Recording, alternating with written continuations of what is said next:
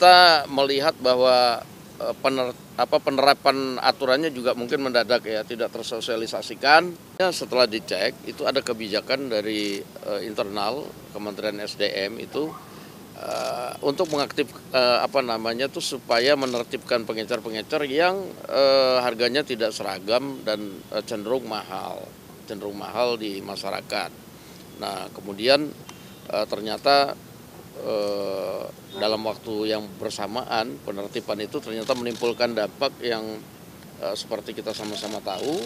Nah, sehingga akhirnya dari hasil komunikasi semalam dan dievaluasi tadi pagi, Presiden kemudian meminta supaya secara parsial dilakukan administrasi penertibannya, tetapi pengecer-pengecer bisa sambil berjualan dulu supaya rakyat tetap bisa membeli LPG-nya, demikian. Berarti administrasi penertiban itu nanti akan dibikin aturannya atau gimana sih? Iya, jadi memang di SDM sendiri sedang bikin aturannya gitu. Oke, hujannya. Terkait adanya warga yang meninggal itu, apa ini seperti apa sih Pak responnya dan bagaimana? Gimana?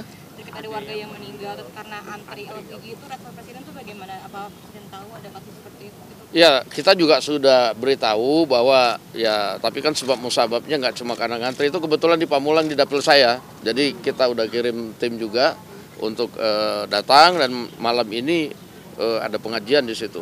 Terima kasih. Diskusi hari ini soal tujuannya tetap dilakukan, tapi caranya mungkin masih.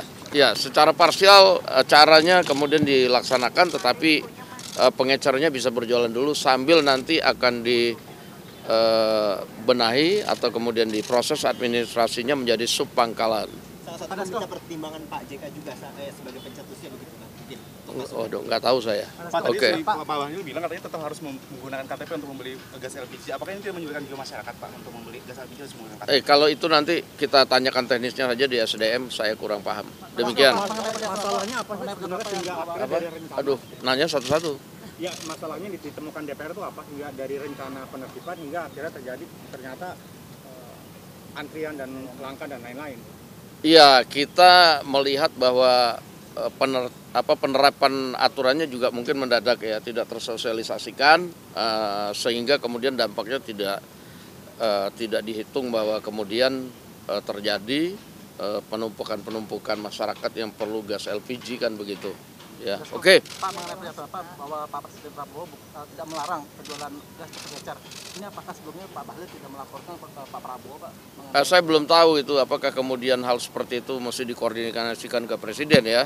Tapi kebijakan-kebijakan di kementerian itu biasanya kan bisa berjalan sendiri-sendiri. Tapi kemudian apabila menimbulkan dampak seperti ini ya Presiden wajib turun tangan. Terima kasih. Tapi ada teguran nggak Pak dari Presiden ke Pak Bahlil sendiri Pak? Tuh, udah hujan.